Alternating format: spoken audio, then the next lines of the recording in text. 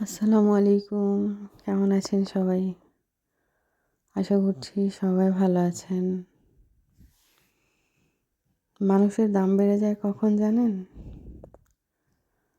যখন আপনি তাকে আপন ভেবে গুরুত্ব দিবেন, ঠিক তখন সে আপনাকে এমন ভাব দেখাবে যেন তার কাছে আপনার কোনো মূল্য নেই।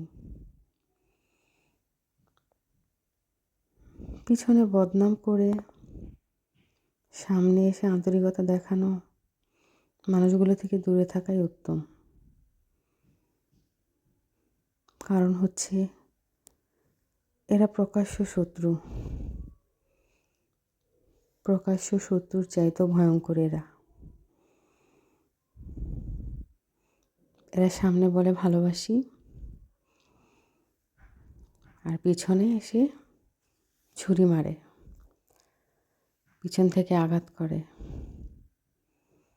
এরা প্রকাশ্য শত্রু।